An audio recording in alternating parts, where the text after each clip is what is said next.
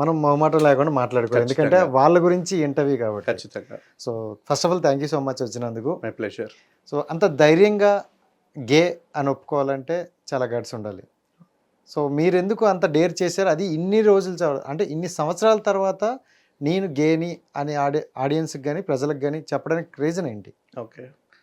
So చాలా మంచి ప్రశ్న రాజేష్ గారు. ఎందుకనంటే మీరు ఇందాక చెప్పారు చాలా వరకు వీడియోస్ అన్నీ కూడా ఈ మధ్య కాలంలో చాలా వైరల్ అవ్వడం ప్రీవియస్ ఇంటర్వ్యూస్కి సంబంధించి. సో ఆ ఇంటర్వ్యూస్లో మీకు ఒక సందర్భాన్ని నేను మన ఇంటర్వ్యూతో ప్రారంభించుకుంటూ నేను షేర్ చేసుకుంటాను. నేను ఒక పని మీద మంచిర్యాల వెళ్తున్నాను. అక్కడ ఒక స్కిల్ డెవలప్మెంట్ కోసం అనేసి ఆ ప్రయాణంలో ఉండి నేను తిరిగి వస్తుండగా మా మదర్ కాల్ చేశారు. మా మదర్ కాల్ చేసిన తర్వాత ఆ ఇంటర్వ్యూస్లో వచ్చే కింద కామెంట్స్ ఏవైతే ఉన్నాయో అవన్నీ చదివి తను ఒక మాట అన్నారు. ఏంటి అన్ని రకాలుగా బూతులు మాట్లాడుతున్నారు, అన్ని రకాలుగా నెగిటివ్ కామెంట్స్ ఉన్నాయి, అసలు ఎందుకు ఇదంతా, ఆ నెగిటివిటీ అంతా నువ్వెందుకు తీసుకోవాలనుకుంటున్నావు, సమాజంలో ఉన్న నెగిటివిటీ, ఒక ఫ్యామిలీగా యాజ్ అ మదర్గా నేను నిన్ను యాక్సెప్ట్ చేశాను, నీకు నువ్వు యాక్సెప్ట్ చేసుకున్నావు, మనకిద్దరం సంతోషంగా ఉన్నాం, దాన్ని పోయే ఆ నెగిటివిటీ అంతా మన నెత్తినేసుకోవడం ఎందుకు అని ఒక ప్రశ్న వేశారు.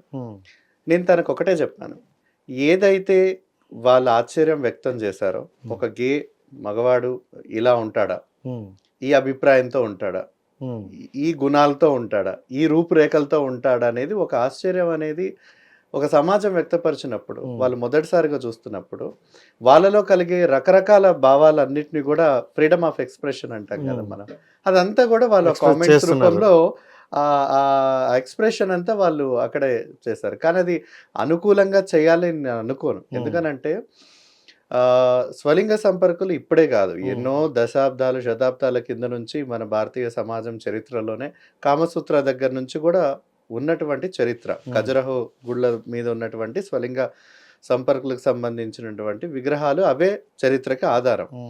ఆ రోజు చాలా మందికి తెలియకపోయి ఉండొచ్చు, ఈ రోజు కూడా చాలా మందికి కూడా బహుశా తెలియకపోయి ఉండొచ్చు. కానీ మీరు అన్నట్టుగా ఒక గేగా యాక్సెప్ట్ చేసుకొని ఆ ధైర్యం ఇప్పుడు ఎందుకు వచ్చినది అంటే సమాజంలో ఏవైతే ఒక భావజాలం ఉంటుంది, మనం ఒక పితృస్వామ్య వ్యవస్థ నుంచి మనం వచ్చాం, పురుషాధిక సమాజంలో మనం బ్రతుకుతున్నాం. ఒక కుటుంబంలో ఒక మగపిల్లవాడు పుట్టాడు అంటే వాడు పెరిగి పెద్దయ్యి ఖచ్చితంగా బాగా చదువుకొని ఒక ఇంటికి అల్లుడుగా అయ్యి ఆ తర్వాత ఒక ఎవరినైనా పిల్లల్ని వారసత్వంగా కనించేసేసి ఒక కొడుకుగా తన బాధ్యతలన్నీ నెరవేర్తించుకోవాలనేది చాలా వరకు సమాజంలో ఉండేటువంటి బాధ్యత. ఇది మనకుండే. కానీ ఆ కొడుకు ఒక అమ్మాయిని ఇష్టపడట్లేదు, ఇంటికి కోడల్ని తీసుకురావాలనుకోవడం లేదు, ఒక పురుషుడిగా ఉండి ఇంకొక పురుషుని ఇష్టపడుతున్నాడు అనేటప్పుడు ఖచ్చితంగా అక్కడ తల్లిదండ్రులలో ఎక్కడ లేనటువంటి ఒక కోపం, ఒక వ్యతిరేకత, ఒక భయం, ఒక అసహనం, ఒక అసహ్యం ఇవన్నీ ఎదురవుతాయి. ఇవన్నీ ఎదురైనప్పుడు ఎలాంటి పరిస్థితులు అనేది ఆ సమాజంలో తల్లిదండ్రుల మధ్య సమాజం మధ్య ఆ మగవాడు ఎదుర్కొంటాడు అనేది ఒక పెద్ద సవాలు. అయితే గతంలో ఎప్పుడైతే సుప్రీంకోర్టులో ఉన్నటువంటి మన ఈ హోమోసెక్షువాలిటీని డీక్రిమినలైజ్ చేయాలన్నటువంటి పిటిషన్ నడుస్తున్నప్పుడు మనకి యాక్చువల్గా యూకే నుంచి బ్రిటిష్ ప్రభుత్వం ద్వారా మనకు వచ్చినటువంటి ఒక చట్టం 377 అనేది, అది స్వలింగ సంపర్కులు ఎవరైనా ఇద్దరు ఆడవాళ్ళు కానీ ఇద్దరు మగవాళ్ళు కానీ శారీరకంగా లైంగికంగా గనక కలిసి ఉన్నట్లయితే ఖచ్చితంగా వాళ్ళని 7 సంవత్సరాల పాటు కఠిన కారాగార జైలు శిక్ష విధించే చట్టం. సో 2018 ముందు వరకు కూడా ధైర్యంగా నేను గేని, నేను స్వలింగ సంపర్కుడిని అని ఎవ్వరు కూడా చెప్పుకునే ప్రయత్నం చేయరు. ఎందుకంటే ఆ చట్టం ఉంది కాబట్టి ఒక భయం, ఒక క్రిమినల్ గా పరిగణించింది కాబట్టి భయం.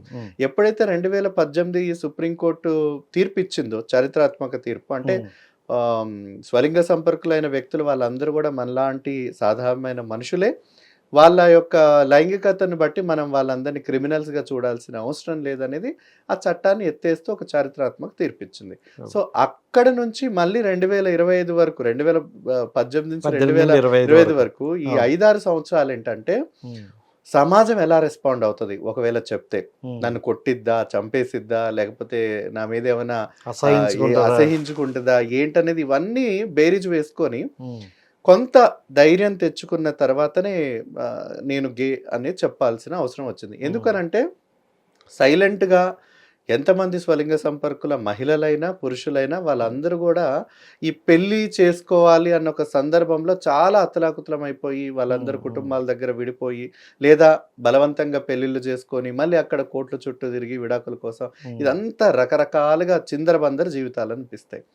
అదేంటి దేని వలన అంటే సమాజానికి గే అంటే ఎవరు, లెస్బియన్ అంటే ఎవరు, ట్రాన్స్జెండర్ అంటే ఎవరు, బైసెక్షువల్ అంటే ఎవరు అనేది ఒక వ్యత్యాసం తెలియకపోవడం. అందుకొరకు మాత్రమే నేను అంటే ఎవరు అనేది సమాజానికి తెలియదు కాబట్టి నా పరిచయంతో నా ముఖ పరిచయంతో నేను అది అందరికీ ఒక అవగాహన తీసుకురావాలన్న ఒక ఉద్దేశంతో ఆ ధైర్యాన్ని నేను తెచ్చుకున్నాను.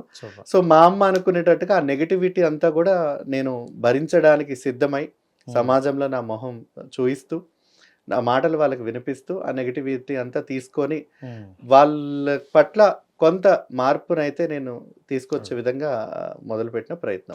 హిట్ టీవీ యాప్, ఇందులో short news, live news, entertainment shows, movies, digital magazines తో పాటు మీ జిల్లా వార్తలను కూడా ఫ్రీగా చూడొచ్చు. అంతేకాదు కేజీ నుంచి పీజీ వరకు విద్యార్థులకు స్కాలర్షిప్ కూడా అందిస్తున్నాం. ప్రతి వారం 10 మందికి లక్కీ డ్రా ద్వారా ఒక్కొక్కరికి 10,000 రూపాయలు అందిస్తున్నాం. ఇంకెందుకు ఆలస్యం, వెంటనే హిట్ టీవీ యాప్ ని డౌన్లోడ్ చేసుకుని ఫ్రీగా ఎంటర్టైన్మెంట్ పొందండి. Hit TV app. Hit TV app. Please download hit TV app. Hit TV యాప్ని ఫ్రీగా డౌన్లోడ్ చేసుకొని ఎంజాయ్ చేయండి. మీకు నచ్చిన ఎంటర్టైన్మెంట్ కోసం హిట్ టీవీ యాప్ ని ఫ్రీగా డౌన్లోడ్ చేసుకొని ఎంజాయ్ చేయండి. హిట్ టీవీ యాప్ని డౌన్లోడ్ చేసుకుని ఆస్వాదించండి, ఆశీర్వదించండి. ఇంతమంది సెలబ్రిటీలు హిట్ టీవీ యాప్ ని డౌన్లోడ్ చేసుకోండి అని చెప్తున్నారంటే ఎంత మంచి యాప్ ఆలోచించండి. అమెరికా అమెరికా అమెరికా అమెరికాలో చదవాలనుకునే వాళ్ళకి విశ్వసనీయమైన పేరు మన శౌర్య కన్సల్టెన్సీ. UK లో 1 year masters, UK లో 1 year masters, 2 years work permit up to 5 years visa. Contact Saurya Consultancy. Contact 89851 89851.